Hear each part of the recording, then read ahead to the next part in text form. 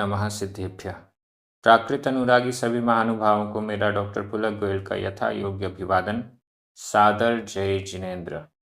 प्राकृत diploma course के अंतर्गत पाठ्य पुस्तक प्राकृत गद्य पद्य सौरभ भाग 2 से तीसरा पाठ चल रहा है।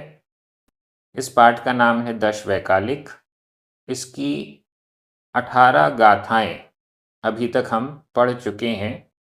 आज हम 2 गाथाओं का अध्ययन करेंगे, क्रमशः गाथा क्रमांक 19 और 20। ये सभी गाथाएं दश वैकालिक से चयनित होकर यहाँ पर आई हैं। धार्मिक दृष्टिकोण से, नैतिक दृष्टिकोण से हमारे जीवन को उन्नत बनाने में सहयोगी होंगी। गाथा क्रमांक 19 मूल दश वैकालिक में 516 नंबर पर है और गाथा नंबर 20 मूल दश वैकालिक में 543 नंबर पर है। चलिए प्रारंभ करते हैं। गाथा क्रमांक 19। उच्चारण। विविह विविह गुण तवो रये। विविह गुण तवो रये। य निच्चम निच्चम आधा चा पूरा चा निच्चम। भवई भवई निरासये निरासये। निज्जरठिये आधा ज पूरा ज आधा ट ठ निज्जरठिये निज्जरठिये। तवसा तवसा धुणई धुणई। पुराण पावगम पुराण पावगम। जुत्तो आधता पुरता जुत्तो। सया सया। तव समाहिये तव समाहिये। विविह गुण तवो रये अनिच्चम विविह गुण तवो रये अनिच्चम। भवई निरासये निज्जरठिये भवई निरासये निज्जरठिये। तवसा धुणई पुराण पावगम तवसा धुणई पुराण पावगम। जुत्तो सया तव समाहिये जुत्तो सया तव समाहिये। बहुत अच्छी गाथा है। यहाँ पर कह रहे हैं कि जिसको संसार से छूटना है, कर्मों को नष्ट करना है, वह क्या कार्य करता है। दूसरे चरण में अंतिम शब्द निज्जरठिये निज्जरठिये। यहाँ पर संधि विच्छेद कर लें। निज्जरा रा में बड़े आ की मात्रा। अठिये छोटा आ। बड़ा आ और छोटा आ मिलकर बड़ा आ हो गया, लेकिन आधा टा और ठा ये संयुक्त अक्षर है और संयुक्त अक्षर से पूर्व अगर दीर्घ स्वर भी है तो वह भी ह्रस्व हो जाएगा, छोटा हो जाएगा। इस नियम से वापस छोटा हो गया। निज्जरा अठिये निज्जरठिये। निर्जरा का अर्थी, निर्जरा को करने का इच्छुक। दश वैकालिक अर्धमागधी प्राकृत में लिखा हुआ है। यहाँ पर प्रथमा विभक्ति के एक वचन में भी ए प्रत्यय का प्रयोग होता है। निज्जरठिये प्रथमा विभक्ति का एक वचन है। इसके विशेषण के रूप में देखिए निरासये, यह भी प्रथमा विभक्ति एक वचन है। विविह गुण तवो रये, यह भी प्रथमा विभक्ति का एक वचन है। निज्जरठिये निर्जरा का अर्थी, निर्जरा का इच्छुक। निर्जरा यानी कर्मों का एक देश क्षय करना। जो कर्म आत्मा में बंधे हुए हैं, उन बंधे हुए कर्मों का धीरे धीरे क्षय करना, उनको धीरे धीरे नष्ट करना, एक देश रूप से नष्ट करना, यह निर्जरा कहलाती है। निर्जरा का अर्थी, निर्जरा का इच्छुक, कर्मों को नष्ट करने का इच्छुक। कर्म ही हमें बांधे हुए हैं, इस बंधन से मुक्त होना है तो कर्म को नष्ट करना पड़ेगा। इसलिए कर्म को नष्ट करने का इच्छुक, निर्जरा का इच्छुक, निर्जरा का अर्थी, निर्जरार्थी। क्या करता है निर्जरार्थी? नित्यम, नित्य, ऊपर लिखा हुआ है पहले चरण में, नित्यम, नित्य, सदा, हमेशा। विविह गुण तवो रये, रये रत, रत रहता है, लीन रहता है। किसमें? विविह, विविध, अनेक प्रकार के, गुण, गुणों में, अच्छी अच्छी चीज़ों में, अच्छे अच्छे कार्यों में, और तवो, तप में। विविध गुण तवो रये, विविध अनेक प्रकार के गुण और तपों में रत, लीन, अनेक प्रकार के गुण और तपों में लीन। ऐसा निर्जरार्थी, कर्म का क्षय जो करना चाहता है, वो अनेक प्रकार के गुणों में और तप में लीन रहता है हमेशा, नित्यम, हमेशा। भवई होता है, भवई होता है निराशये, निराश, आशा से रहित, भोगों की आकांक्षा से रहित, संसार के फलों से रहित, संसार के सुख दुख से आशा रहित, संसार के सुख दुख की आशा से रहित, निराश, निराश, आशा रहित भवई होता है। कौन है कर्म क्षय का इच्छुक? कर्म क्षय का इच्छुक व्यक्ति नित्यम, नित्य, हमेशा विविध गुणों और तपों में लीन होता है और निराश, संसार के भोगों की आकांक्षा से रहित होता है, आशा से रहित होता है। ऐसा जो निर्जरा का अर्थी है, वह क्या करता है? तवसा, तप के द्वारा, तवसा, तप के द्वारा, तपस्या के द्वारा, धुनई, धुनता है, धुनता है, नष्ट करता है, धुनई, नष्ट करता है। किसको? पुराण पावगम, पुराण, पुराने, पावगम, पापों को, पुराण पावगम, पुराने पापों को। वैसे यहाँ पर पुराण पावगम एक वचन में कहा गया है, लेकिन हम उसका अर्थ बहुवचन में कर रहे हैं, समूह रूप से एक वचन का प्रयोग कर दिया है। पुराण पावगम, पुराने पाप समूह को तवसा, तप के द्वारा, धुणई, नष्ट करता है।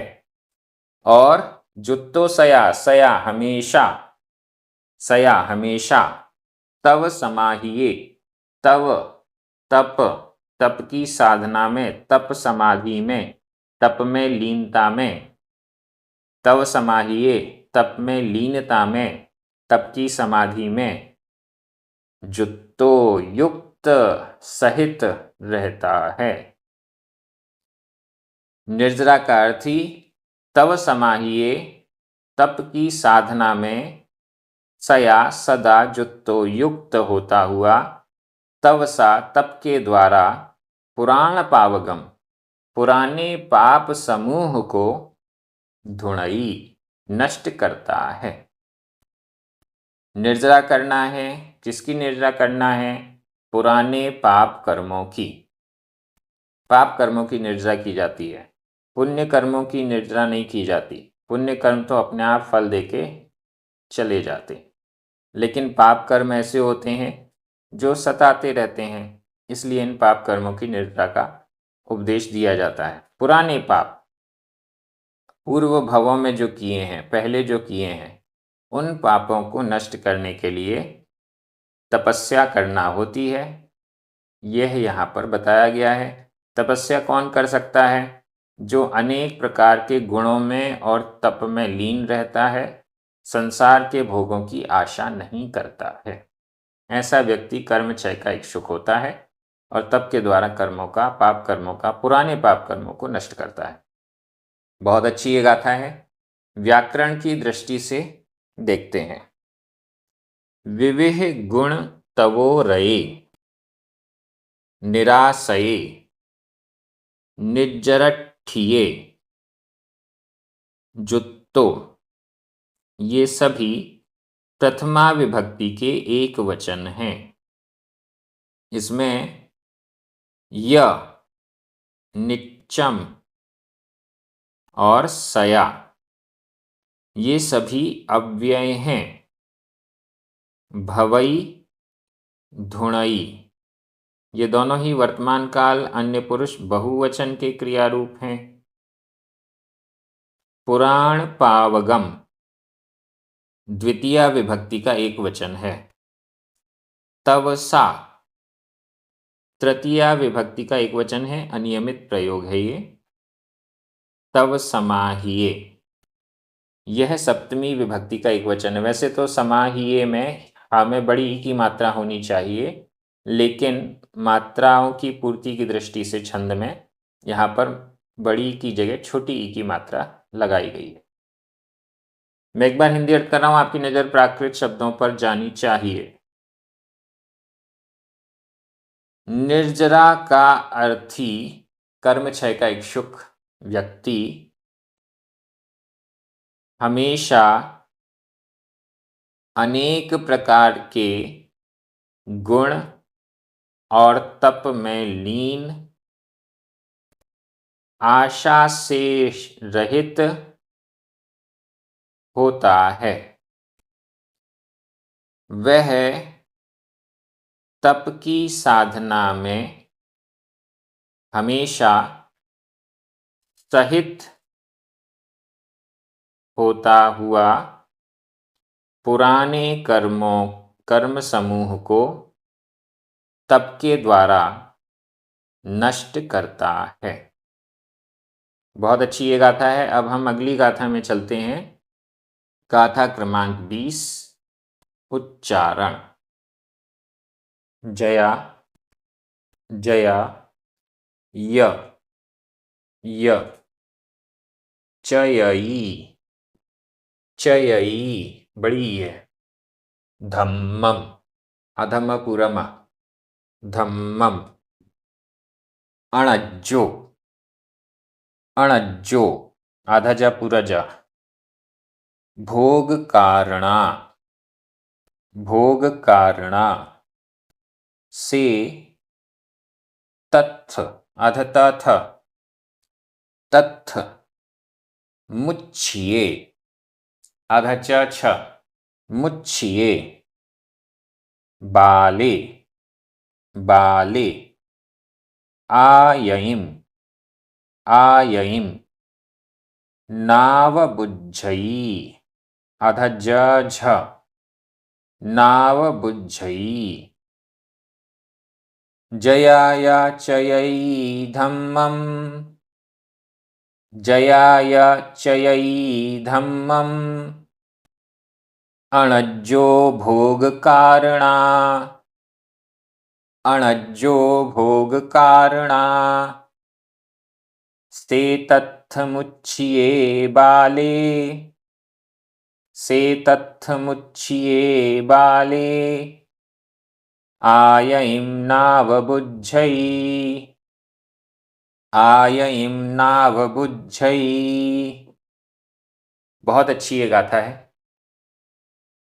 अणज्जो अणज्जो, अनार्य अनार्य व्यक्ति, जो आर्य नहीं है, अनार्य है, ना समझ है, अज्ञानी है।